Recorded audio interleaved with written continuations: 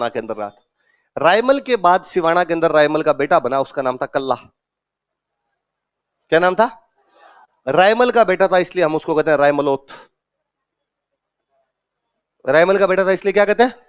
वो कहां का सामंत बना? कहां का सामंत बनता है? कल्ला रायमलोथ सिवाना का सामंत। हम इस कल्ला रायमलोथ की दो चार बातें पढ़ेंगे। हेडिंग डालो, बिना राजा चेंज के हेडिंग डालो, कल्ला रायमलोथ। इसका ताऊ उदय सिंह ने अकबर की अधीनता स्वीकार कर रखी। ये तो छोटे मोटे सामंत हुआ करते थे, पहले किसी राजा की तरफ से लड़ने के लिए चले जाते, तो ये भी अकबर के दरबार में था, वहां पे अकबर की तरफ से लड़ने के लिए जाया करता। मैंने बताया था अकबर के दरबार में जो भी होते उनको क्या बोलते हैं? मनसबदार। तो राजा होता थोड़ा बड़ा मनसबदार बना देते, सामंत होता उसको थोड़ा छोटा मनसबदार बना, पर थे दोनों वहां दरबार में। एक बूंदी का राजा हुआ करता था, सुरजन। बूंदी का राजा कौन था? सुरजन। इसने भी अकबर की अधीनता स्वीकार कर रखी थी, ये भी अकबर के दरबार में था। एक दिन अकबर का दरबार लगा हुआ, बातचीत चल रही थी, नॉर्मल इधर उधर की बातें कर रहे थे। और तो क्या करते उस टाइम, बातें यही होती, उस पर आक्रमण कर लेंगे, वाह जीत लेंगे, उसको हरा देंगे, ये बातें होती। भाई ये तो था नहीं कोई जीएसटी की बात करनी है वहां पे, नोटबंदी करनी है, ये तो कोई बातें होती नहीं थी, ये नॉर्मल हंसी मजाक चलती थी।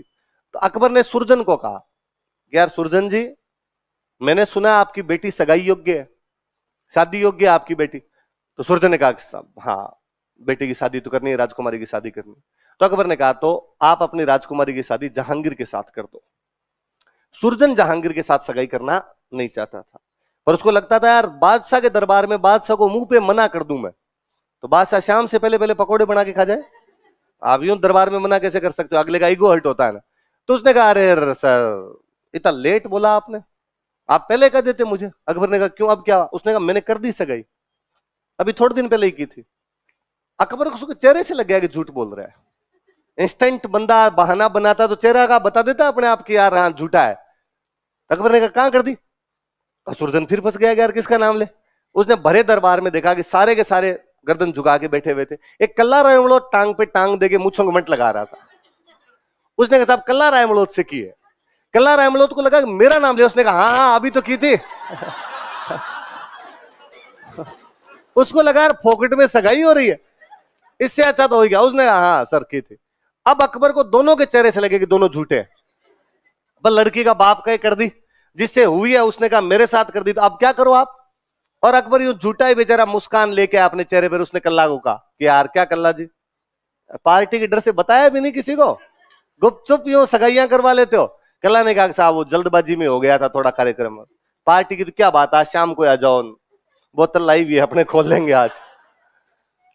पर अकबर से ना बैठा नहीं गया है दरबार में, और अकबर ने 2-4 मिनट इधर उधर की बातें की। अकबर ने कहा कि आज तो तबीयत खराब है थोड़ी, कोर्ट कैंसिल करते हैं, 5-7 दिनों बाद में मिलेंगे अपने।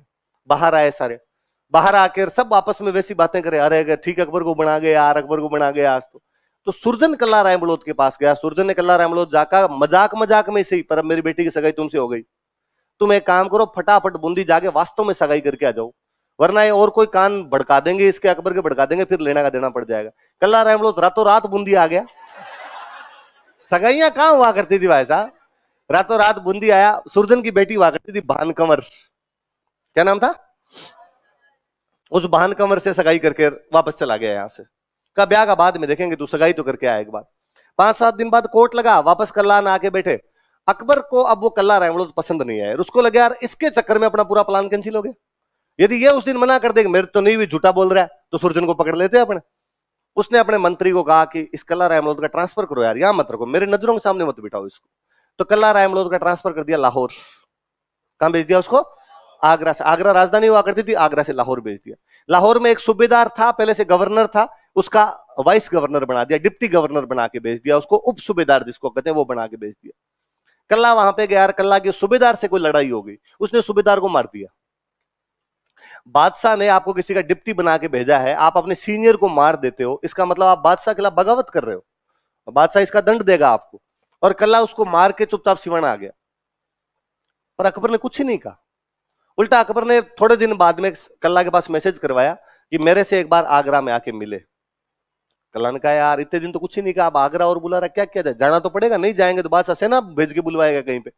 गया जाके, जाते ही अकबर ने और जाते बधाई और दिखा, शाबाश शाबाश कल्ला जी, इसीलिए तो लाहौर भेजा था, वो मंगता आदमी था, मारना ही था, अब आप गवर्नर हो, इतने दिन डिप्टी गवर्नर थे, अब आप गवर्नर हो। कल्ला को लगे यार दाल में काला तो है, अकबर इतना सीधा है नहीं जितना बनने की कोशिश कर रहा है।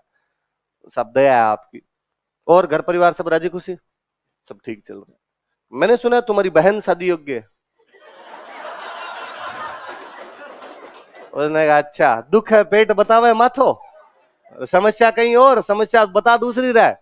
अब हाँ, तो जहांगीर के साथ सगाई करो।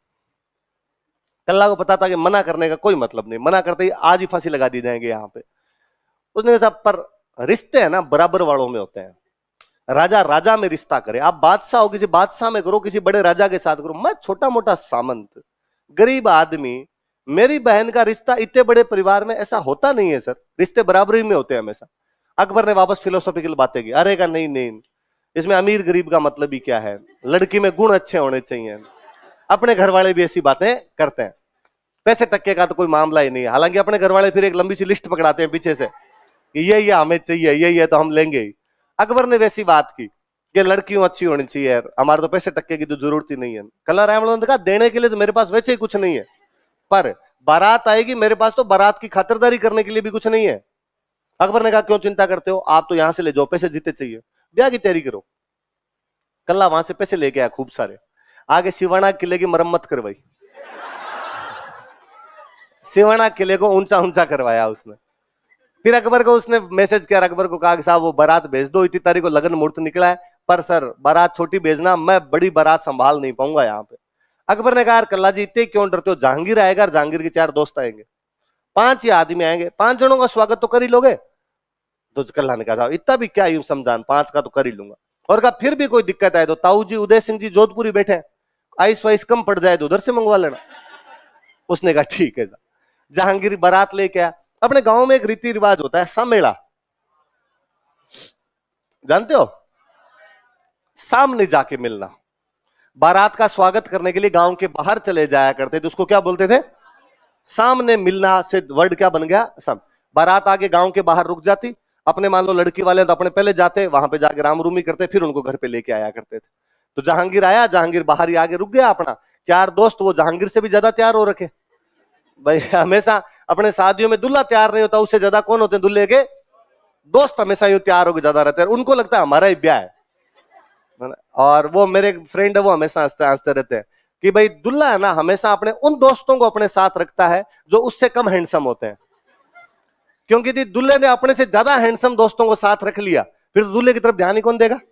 तो वो जो उससे कम हैंडसम होते हैं उनको कदो साथ रह जाए। इसलिए यदि कोई आपका दोस्त आपको कहे कि मेरे साथ रहना है, मैं दुल्हा हूं साथ रहना, तो आप समझना वो आपके प्रति क्या क्या भावनाएं रखता है।